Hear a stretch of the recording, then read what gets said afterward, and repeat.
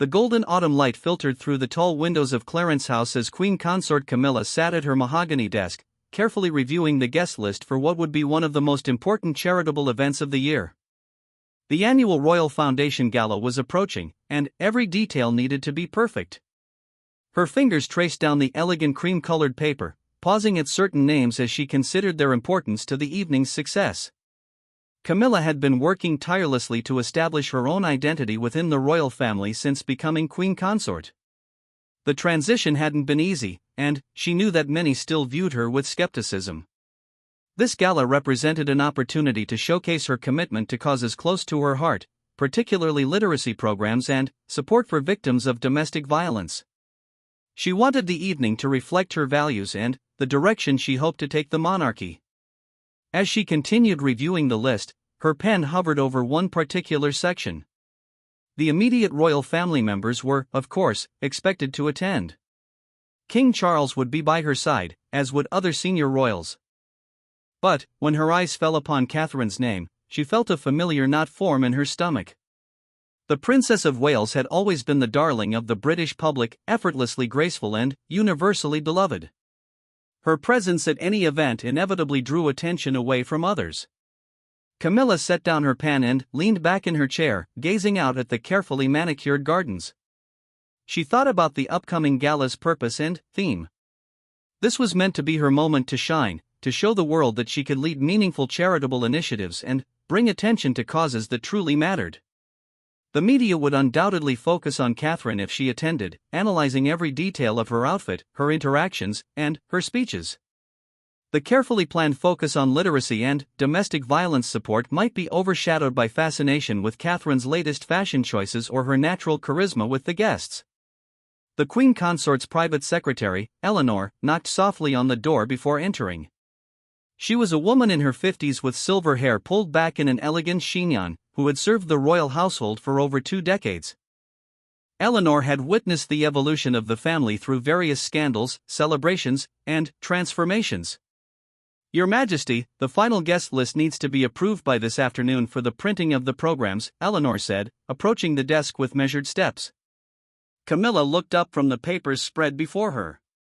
"Yes, I've been reviewing it carefully. This event is so important to me, Eleanor. I want everything to be perfect." "Of course, Your Majesty. The charities are deeply grateful for your support, and I'm confident the evening will be a tremendous success." Camilla picked up her pen again, her fingers tightening slightly around it. "I've been thinking about the dynamics of the evening, about ensuring the focus remains on the causes we're supporting rather than other distractions." Eleanor nodded diplomatically. She had worked with enough royals to understand the delicate balance of personalities and public attention that surrounded every major event. "Certainly, Your Majesty. The success of charitable endeavors often depends on maintaining clear messaging throughout the evening." The Queen Consort's eyes returned to Catherine's name on the list. She thought about previous events where the Princess of Wales had attended.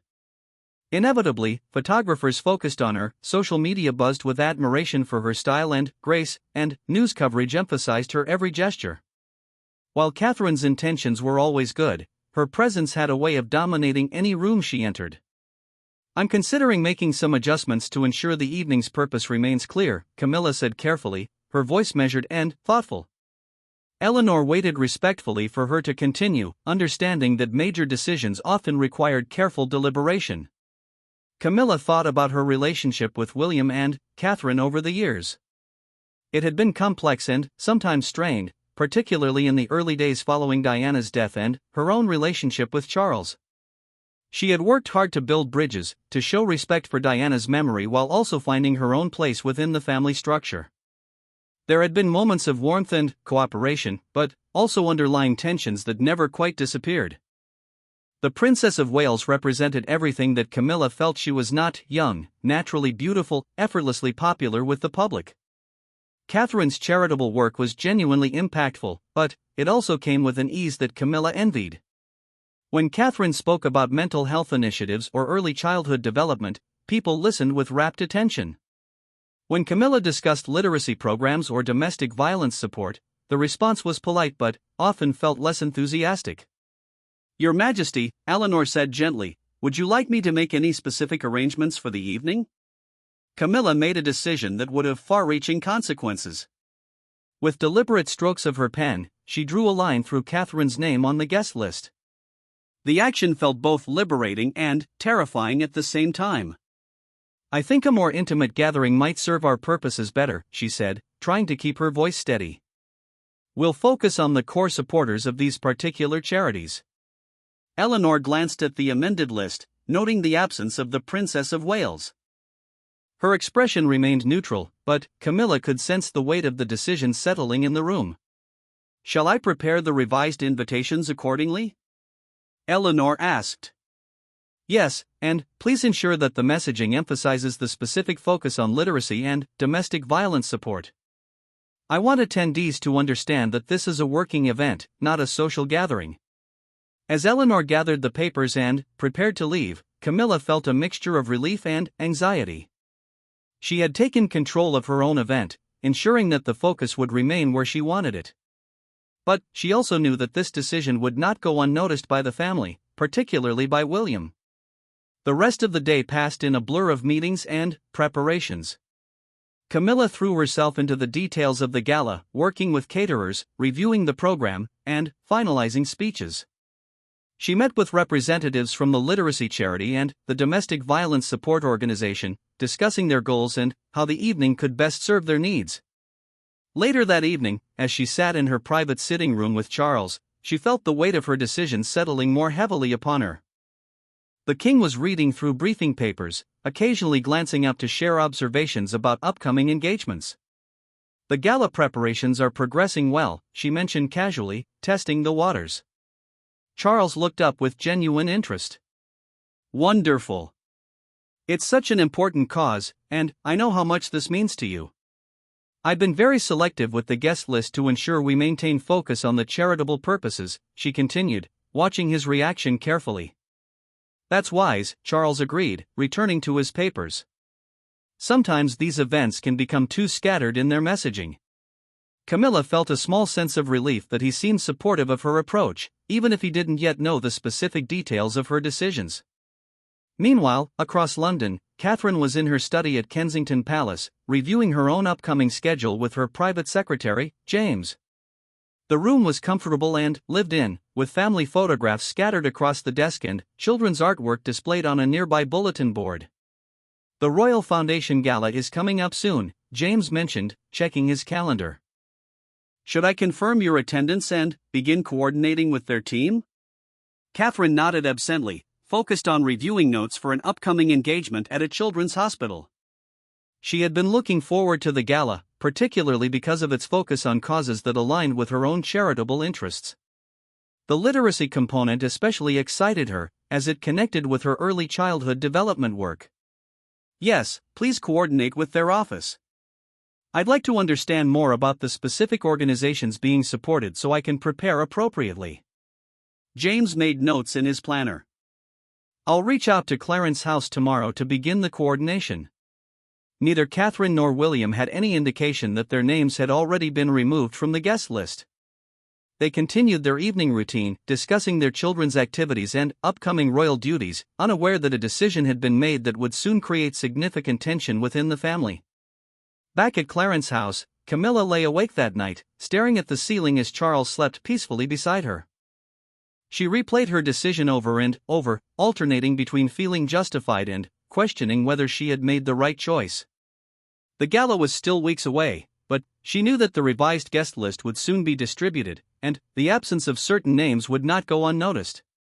She thought about her journey to this point, the years of criticism, the constant comparisons to Diana, the struggle to find acceptance within the royal family and among the British public. This gala represented an opportunity to step out from the shadows and demonstrate her own value as queen consort. She had causes she cared deeply about, and she wanted the chance to advocate for them without the distraction of media attention focused elsewhere. The next morning brought a flurry of activity as final preparations for the gala moved into high gear. Eleanor worked efficiently to coordinate with various offices and organizations, while Camilla threw herself into speechwriting and menu planning.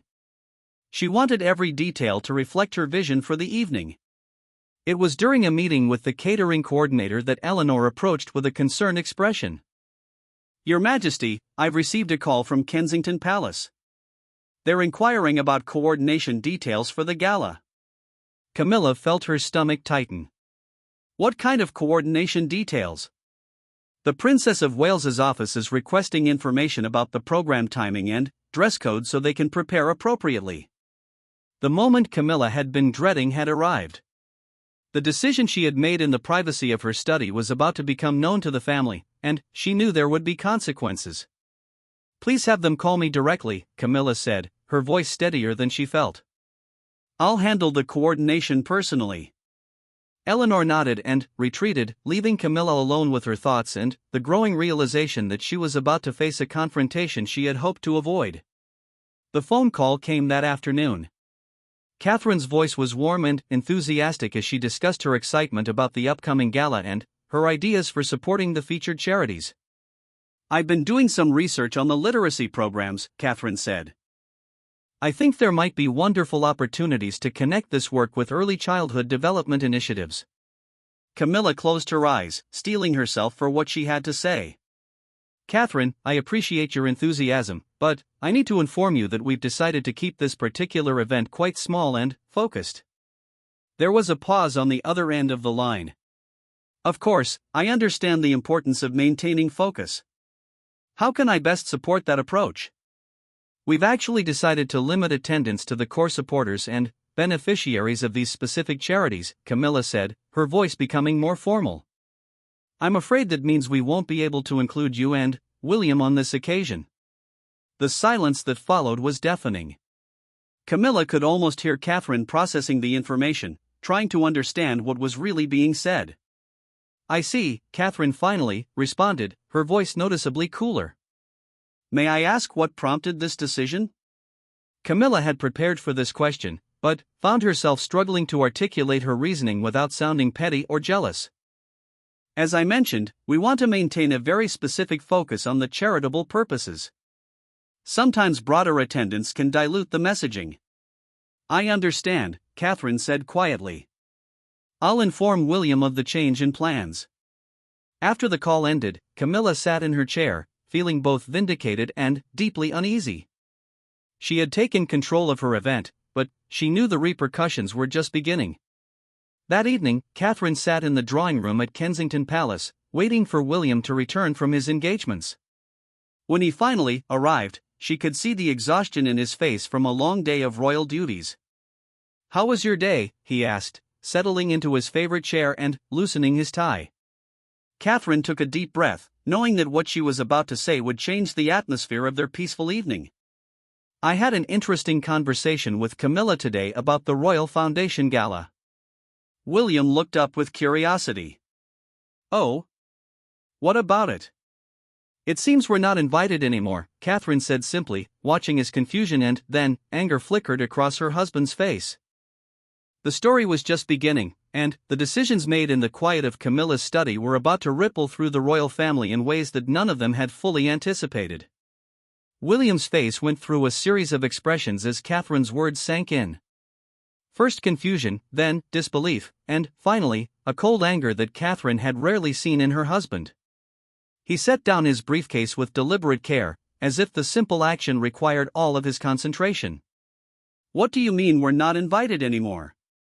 His voice was dangerously quiet, the kind of tone that those who knew him well recognized as a warning sign. Catherine moved closer to him, placing a gentle hand on his arm. "Camilla called this afternoon.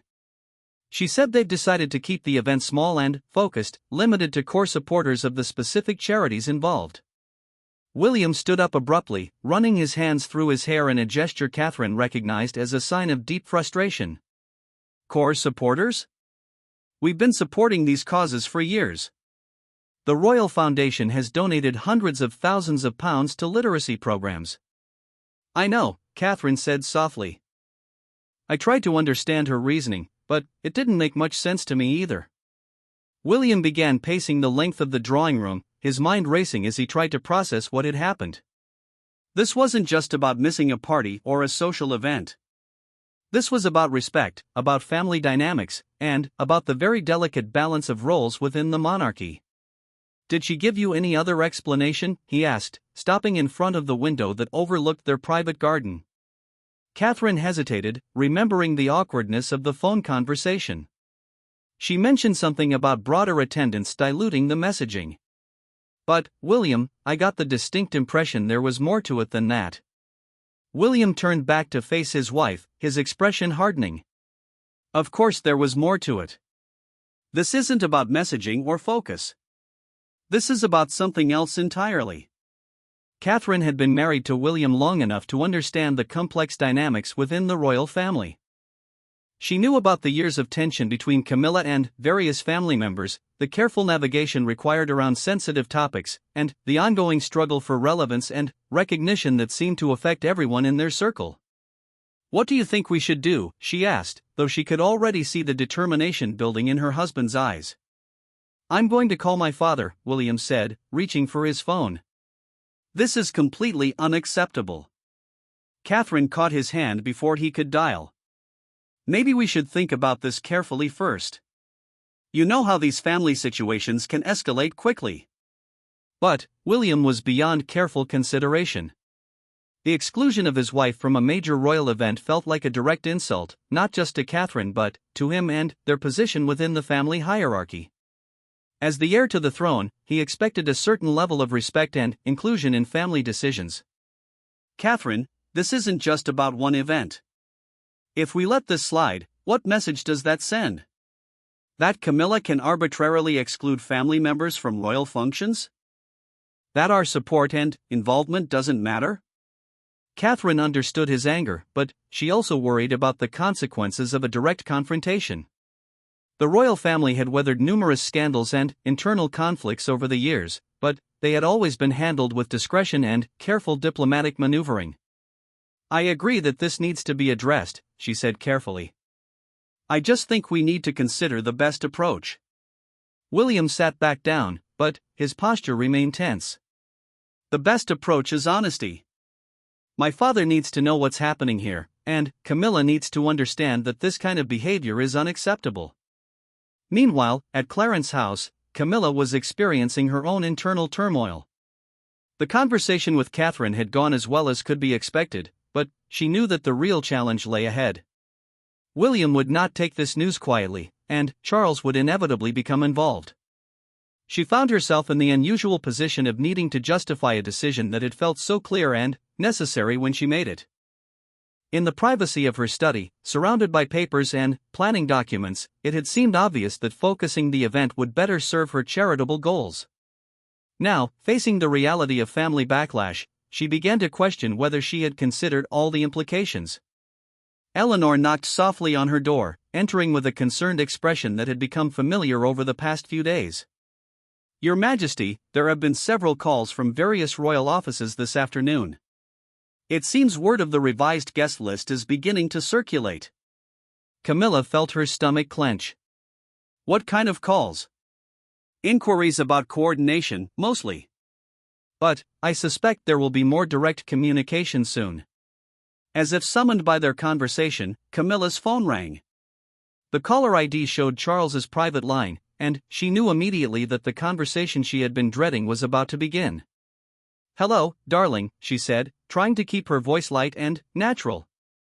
"Camilla, I've just had a rather heated conversation with William," Charles said without preamble. His voice carried the weariness of a man who had spent decades navigating family conflicts. "He's quite upset about the gala situation." Camilla closed her eyes, knowing that this moment had been inevitable. "I see. What did he say?" "He feels that excluding Catherine from the guest list was inappropriate and disrespectful. He's questioning the reasoning behind the decision."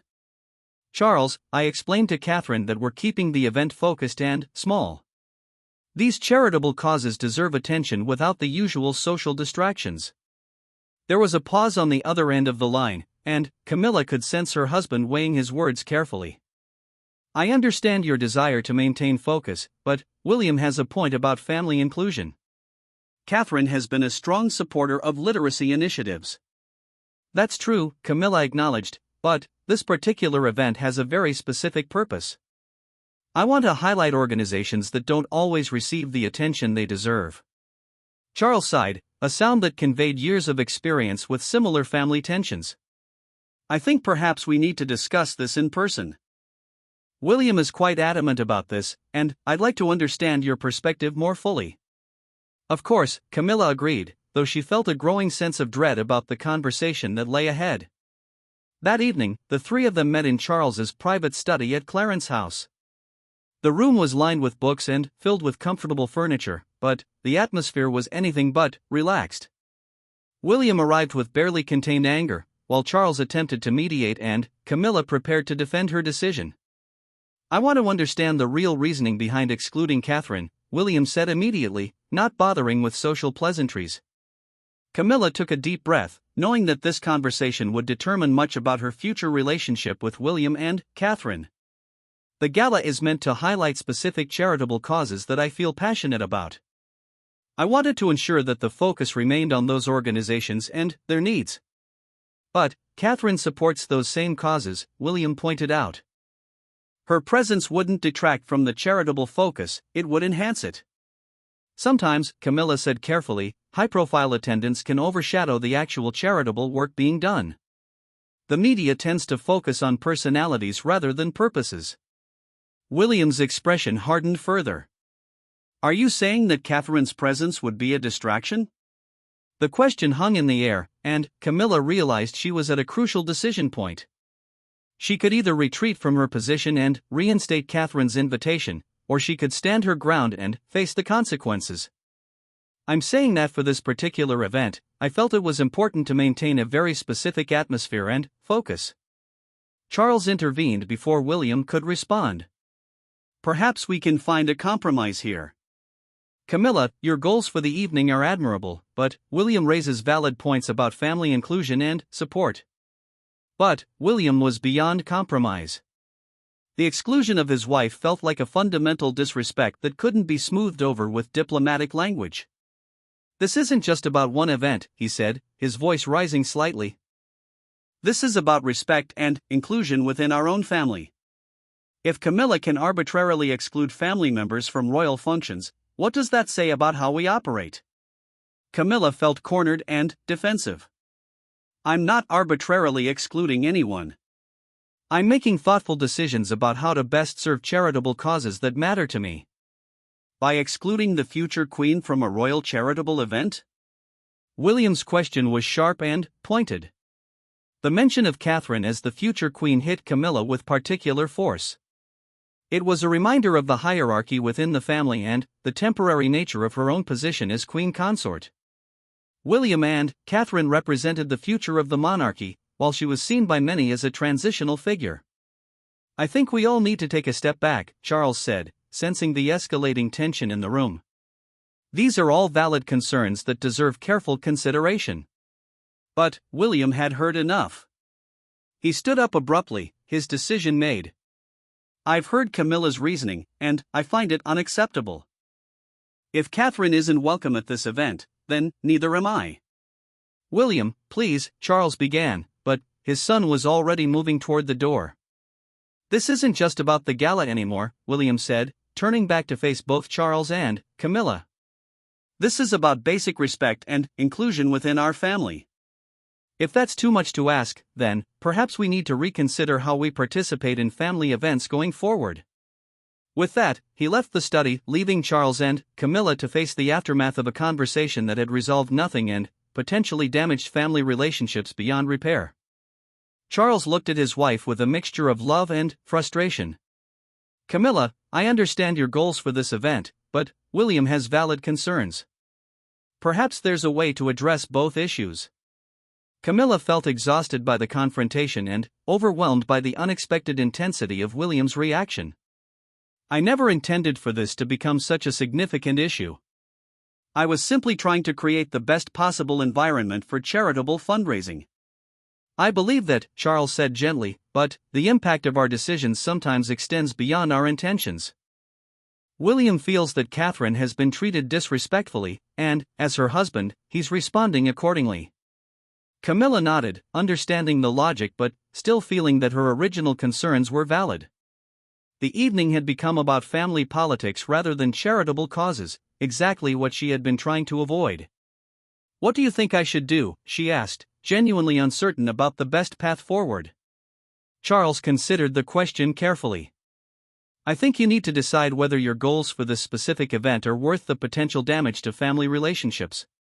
And you need to consider whether there might be ways to achieve both objectives." As Charles spoke, Camilla realized that her decision about the guest list had opened a much larger conversation about roles, respect, and hierarchy within the family. What had started as an attempt to control the focus of one evening had become a defining moment in her relationships with the next generation of royals. Meanwhile, William drove back to Kensington Palace in frustrated silence. His conversation with Catherine that evening would determine their next steps, but he already knew that simply accepting Camilla's decision was not an option. When he arrived home, Catherine was waiting in their sitting room, having put the children to bed and spent the evening thinking about the situation they now found themselves in. "How did it go?" she asked, though his expression already provided much of the answer. "Not well," William said, sitting down heavily beside her. "Camilla is standing by her decision, and my father is trying to play peacemaker." Catherine took his hand, feeling the tension in his grip. "What happens now?" William looked at his wife, thinking about her years of dedicated service to the monarchy, her genuine commitment to charitable causes, and the respect she deserved as both a member of the family and the future queen. "Now we decide whether we're going to accept being treated this way," he said quietly. "And I can tell you right now, I'm not inclined to simply let this slide." The battle lines were being drawn, and both sides were preparing for a conflict that would test the very foundations of family unity within the House of Windsor.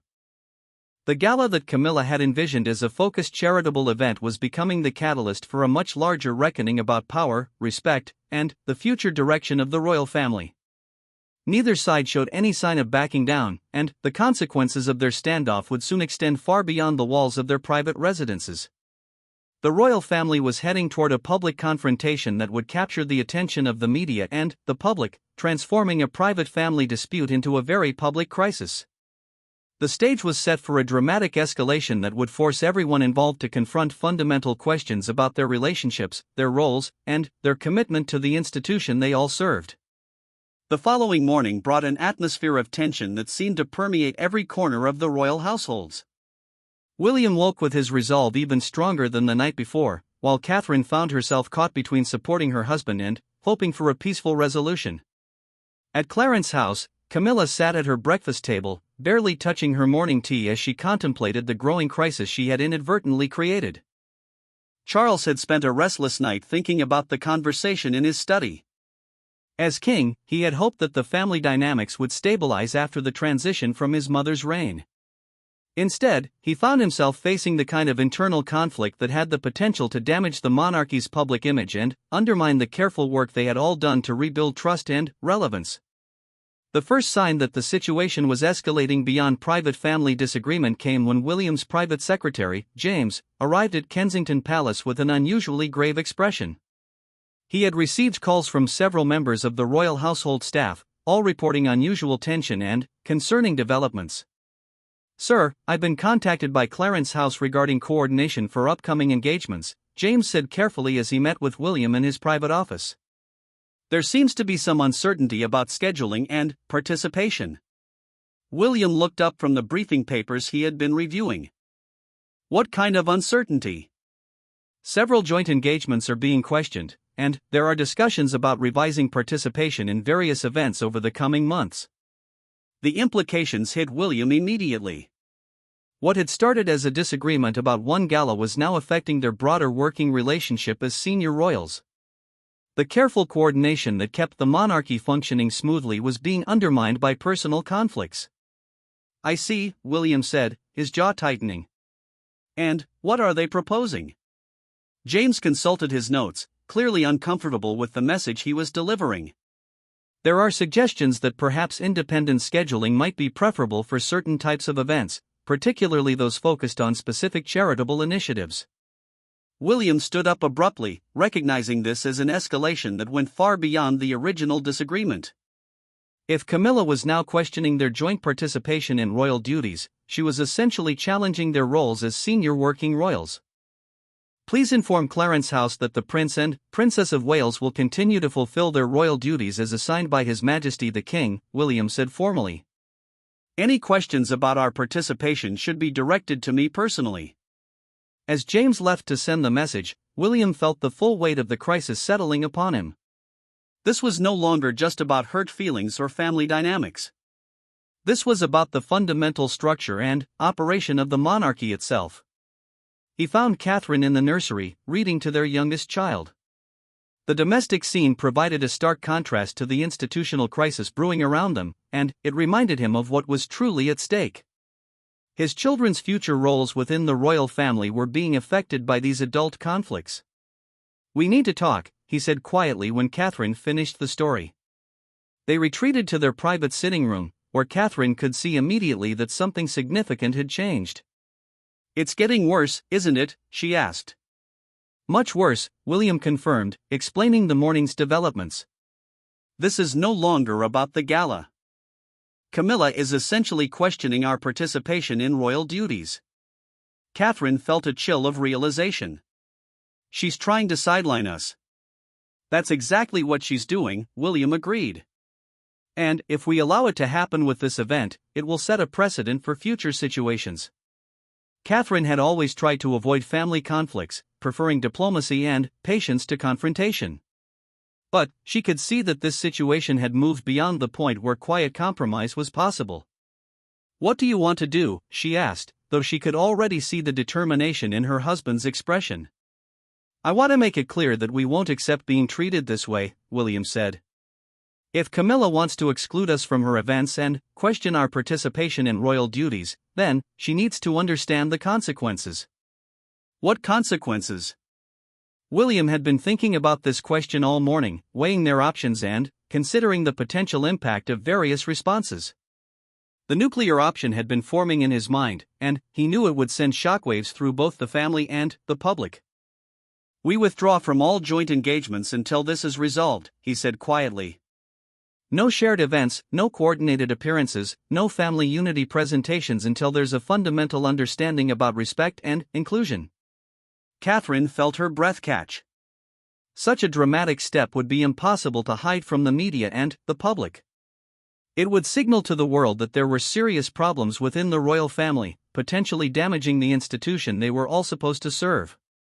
"William, that's a very serious step. Are you sure we want to go that far?" "I'm sure that we can't continue to operate under the current circumstances," William replied. "If Camilla can arbitrarily exclude family members and question our roles, then the system isn't working." Meanwhile, at Clarence House, Camilla was facing her own moment of reckoning.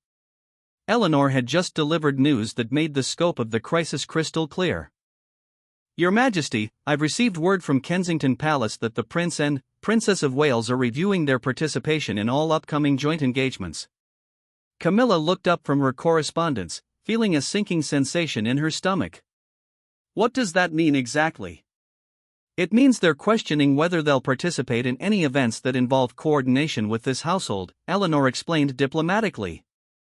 The full impact of her decision about the gala was finally becoming clear to Camilla. What she had intended as a focused approach to one charitable event was now threatening to fracture the operational unity of the royal family. "Have they given any specific reasons?" she asked, though she suspected she already knew the answer. The message simply stated that they're reviewing their approach to joint engagements pending resolution of current issues. Camilla set down her pen and leaned back in her chair. The situation had spiraled far beyond anything she had anticipated or intended. Her desire to control the focus of one evening had created a crisis that threatened to undermine the very foundation of royal cooperation. She thought about the upcoming months, filled with coordinated events, joint appearances, and shared charitable initiatives that required seamless cooperation between the various royal households. If William and Catherine withdrew their participation, it would create logistical nightmares and send obvious signals to the media and public that there were serious problems within the family. "Please ask His Majesty if he has time to see me this afternoon," she said to Eleanor. "I think we need to discuss these developments."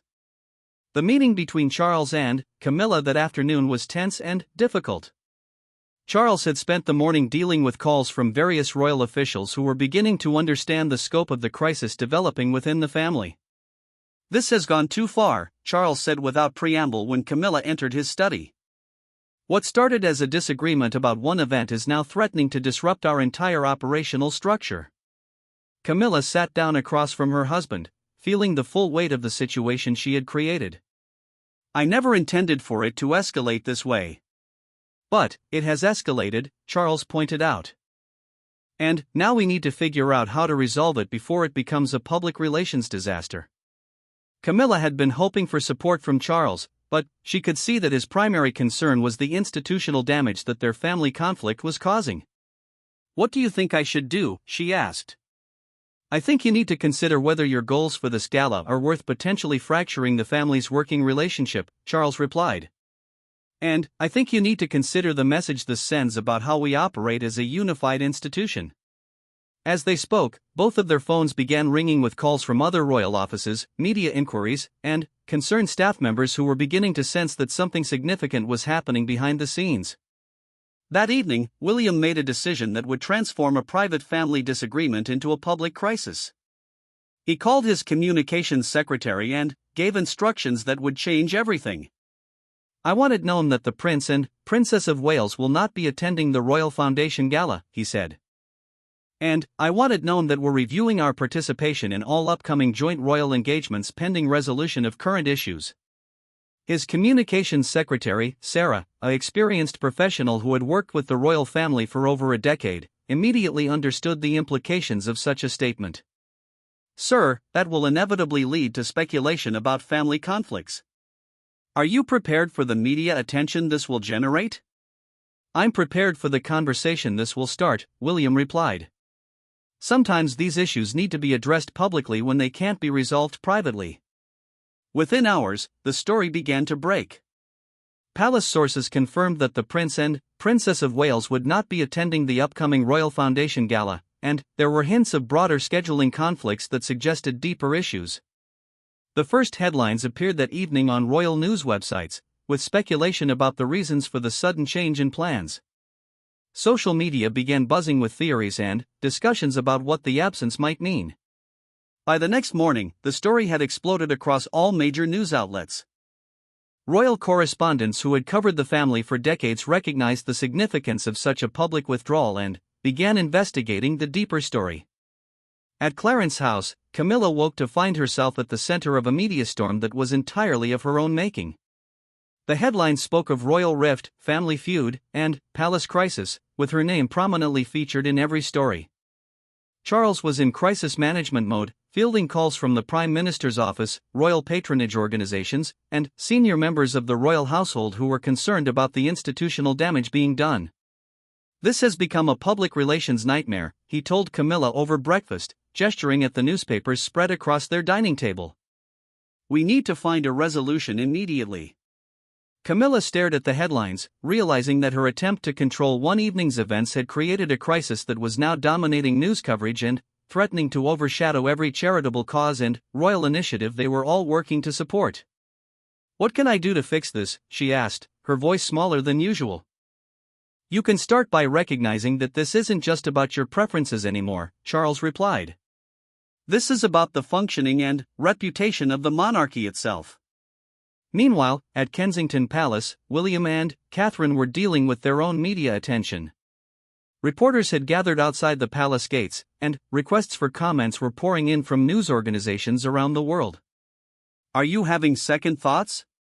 Catherine asked as they watched the morning news coverage from their private sitting room. William watched as royal experts discussed the potential implications of their withdrawal from joint engagements. He knew there was no going back now, but he also felt that they had reached a point where dramatic action was necessary. "No," he said firmly. This needed to happen. These issues needed to be addressed publicly since they couldn't be resolved privately. The royal family was now facing a very public crisis that would test their ability to maintain unity and functionality while dealing with serious internal conflicts. The battle lines had been drawn in the most visible way possible, and the entire world was watching to see how the House of Windsor would resolve their most serious internal conflict in years. The gala that was supposed to highlight Camilla's charitable work had become the catalyst for a crisis that threatened to undermine everything the royal family had worked to achieve in terms of public trust and institutional stability. Neither side showed any sign of backing down, and the consequences of their standoff were now playing out on the world stage. The third phase of their conflict had transformed a private family disagreement into a public constitutional crisis that would require careful navigation to resolve without causing permanent damage to the monarchy itself. The fourth day of the crisis dawned with an unprecedented level of media attention focused on the royal family. International news outlets had picked up the story, and royal correspondents from around the world were providing analysis about the potential long-term implications for the monarchy. The hashtag Royal Rift was trending globally, with public opinion sharply divided between those supporting William and Catherine and those defending Camilla's right to organize her own events. At Buckingham Palace, the King's senior advisors had called an emergency meeting to discuss damage control strategies. The palace's most experienced communications professionals, constitutional experts, and senior household staff gathered in the private secretary's office to address what had become a full-blown institutional crisis. "The situation is unprecedented," said Sir Clive Manning, the King's private secretary, addressing the assembled group. "We have senior working royals publicly withdrawing from coordinated engagements due to internal family disputes. This threatens the fundamental operating principles of the monarchy." The Director of Communications, Rebecca Hartwell, presented polling data that showed the crisis was beginning to affect public perception of the royal family overall. Support for the monarchy remains strong, but there's growing concern about internal stability. The public expects the royals to present a united front, especially during challenging times for the country. Sir Clive nodded grimly. His Majesty needs options for resolution that preserve both family relationships and institutional integrity. The current trajectory is unsustainable. Meanwhile, William had arrived at St. James's Palace for what was scheduled to be a routine engagement with a veterans' charity. However, the media presence was anything but routine. Dozens of reporters and photographers had gathered, hoping for any comment about the ongoing family situation. As William stepped out of his official car, the questions began immediately. "Your Royal Highness, can you comment on reports of a family rift? Will you be attending the Queen Consort's gala? Is the Princess of Wales being deliberately excluded from royal events?" William maintained his composure, offering a polite smile and wave before entering the building. But, inside, he felt the weight of the attention and the knowledge that every expression and gesture was being analyzed for signs of his emotional state. During the engagement, William focused intently on the veterans and their families, discussing their service and the charity's important work. But even these dedicated supporters couldn't help but notice the unusual atmosphere surrounding the visit. "We hope everything works out with your family, sir," one elderly veteran said quietly as William was preparing to leave. "The country needs you all working together." The comment hit William with unexpected force. He realized that their private family dispute was now affecting public confidence in the institution they all served. The weight of responsibility for resolving the crisis began to settle more heavily upon his shoulders. At the same time, Catherine was conducting her own scheduled engagement at a children's hospital in London. Like William, she found herself surrounded by an unusual level of media attention and public curiosity about the family situation. Catherine had always been skilled at maintaining her composure under pressure, but the intensity of the current scrutiny was testing her abilities. During a visit to the pediatric ward, she focused completely on the children and families, bringing her characteristic warmth and genuine interest to every interaction. However, when a young patient asked innocently, "Why are all those people outside taking pictures?" Catherine felt the reality of their situation settling in. Their family conflict was affecting not just their own lives, but the people and causes they were meant to serve. Back at Clarence House, Camilla was experiencing the full force of negative public attention for the first time since becoming Queen Consort. The morning's newspaper coverage was brutal, with several columnists questioning her judgment and suggesting she was overstepping her role within the family hierarchy. "Queen Consort's power play backfires," read one headline. Camilla accused of isolating future queen, proclaimed another. The coverage painted her as jealous, petty, and harmful to family unity. Eleanor found her reading the coverage in her private sitting room, surrounded by newspapers and looking more dejected than she had ever seen her. "Your Majesty," Eleanor said gently, "perhaps it would be better to avoid the coverage for now and focus on potential solutions." Camilla looked up with tired eyes. "How did this become such a disaster, Eleanor?" "I was simply trying to create a meaningful charitable event." "Sometimes our best intentions can have unexpected consequences," Eleanor replied diplomatically. "The question now is how to move forward constructively." Charles entered the room at that moment, having just concluded his meeting with senior advisors. His expression was grave as he sat down across from his wife. "The situation is becoming untenable," he said without preamble. "The palace is receiving calls from government officials, Commonwealth representatives, and senior figures who are concerned about the stability of the monarchy." Camilla felt the full weight of her decision crashing down upon her. What had started as a desire to control one evening's focus had mushroomed into a threat to the institutional stability Charles had spent his life preparing to lead. "What do they want me to do?" she asked quietly. "They want resolution," Charles replied. "The current situation is unsustainable for everyone involved." As they spoke, Charles's private secretary knocked on the door with an urgent message. "Your Majesty, the Prince of Wales has requested a private meeting with you this afternoon. He's indicated it's regarding resolution of current issues." Charles exchanged a look with Camilla. William's request for a direct meeting suggested he was ready to discuss potential solutions, but it could also mean he was preparing to escalate the situation further. "Please confirm the meeting," Charles said. 2:00 in my private study." The afternoon meeting between father and son took place in an atmosphere of tension and formality that both men found painful. William arrived punctually, his expression serious and determined. Charles had spent the preceding hours thinking about potential compromises and solutions that might satisfy all parties. "Thank you for agreeing to meet," William said as he settled into the chair across from his father's desk. "I think we need to discuss where this situation goes from here." Charles nodded. "I agree completely. The current circumstances are damaging to everyone involved, including the institution we all serve." William leaned forward slightly. "I want you to understand that this isn't just about one event or one decision. This is about fundamental respect and the way our family operates as senior royals." "I do understand that," Charles replied.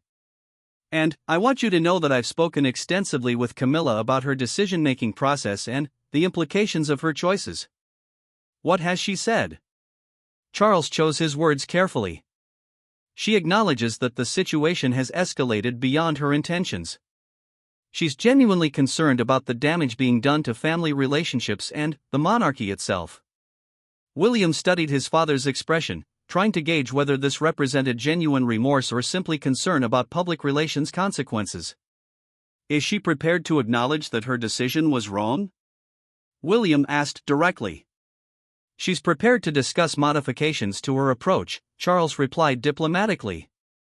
"That's not the same thing," William pointed out. "If we're going to move forward, there needs to be acknowledgement of what happened and assurance that it won't happen again." The conversation continued for over an hour, with both men exploring various approaches to resolution. Charles was torn between his loyalty to his wife and his recognition that William had valid concerns about respect and family unity. "What would you need to see in order to resume normal family cooperation?" Charles finally asked.